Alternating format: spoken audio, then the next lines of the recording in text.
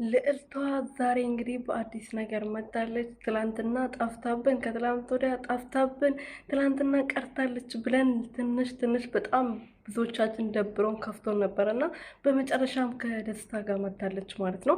ደስታ ደግሞ እንግዲህ እንዴት እንደዚህ ታደርጊያለች? ከኔ ጋር ለመሆን ሙከራ እያደረሽ ደግሞ እዛ ሄደሽ ከአብርሃም ጋር ለመሆን ለምንድን ነው ይህንን ሁሉ ጥረት እያደረግሽ ያለሽው? እኔን የማትፈልግኝ ከሆነ ለምን አትነግሪኝም? እያለት ነበረ እና ሩትዬ ደግሞ ያው ትክክል ነች። ልቦ አልተቀበለም፣ እሱ አልተቀበለም። ስለዚህ ከማትቀበለው ሰው ጋር ደግሞ መሆን ሁለተኛ ጥፋት ነው። በዚህ ደግሞ ፍቅረኛ የሚባል ነገር አያስፈልጋትም ለስራ ካልሆነ በስተቀር ማለት ነው።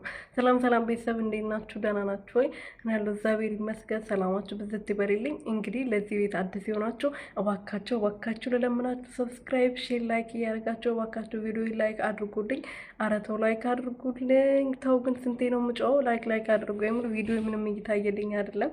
ሰላም እና ሩትዬ እንግዲህ ያው ትላንትና ብዙ ነገር ተፈጥሯል ስላችሁ ሄርሜላ የእሷ ፎቶ ለጥፋ የእሷ ቪዲዮ ከትላንት ወዲያ የሰራችሁ ቪዲዮ ለጥፋ እንግዲህ ውሰጂው ማነው ናፈቀኝ ምናምን ብላ ነበር የዘፈነችው። ሩቲ ደግሞ እሷ ደግሞ ሰው የጣለው ዛሬ አማረሽ ወይ እኔ ጋር ሲመጣ አማረሽ ወይ እስከ ዛሬ የት ነበርሽ?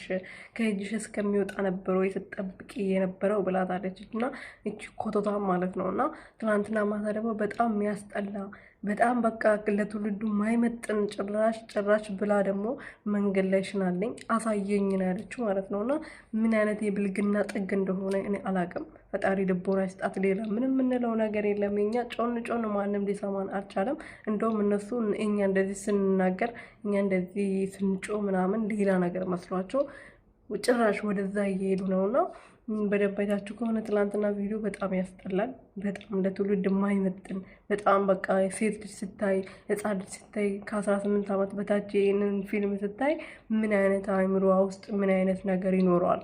ነገ እኔም እንደዚህ ይለዋለሁ፣ እኔም ሳረግዝ እንደዚህ ይለዋለሁ እንዲህ ለባል የምትል ሴት አለች እና እኔ እንጃ አላቅም ምን አይነት ነገር እንደሆነ ፈጣሪ ያዝልን። እቺ ሴጣን የሆነች ሴትዮ ማለት ነው። እና ለማንኛውም ቤተሰቦችዬ እኔ ስለሰው አይደለም ላውራ የመጣው። ስለሰው ማውራት አስጠልቶኛል። እኔ አልወድም ስለሰው ማውራት። እና ሩትዬ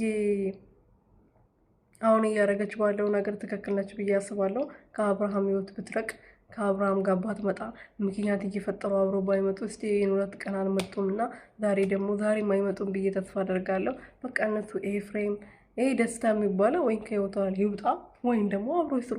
ከዛ በስተቀር እንግዲህ ከዛ ሌላ ደግሞ ከሱ ጋር ባትመጣ ከዚህ ሄርሜላ ከምትባለው ቆሻሻ ሴት ጋር ባትገናኝ ውይ ከሷ ጋር ባትገናኝ ደስታዬን አልችለውም ነው የምላችሁ። የምር ነው ቤተሰቦች እና ባትገናኝ ደስ ይለኛል። እስቲ እናንተ ምከሯት ከሰማቻችሁ።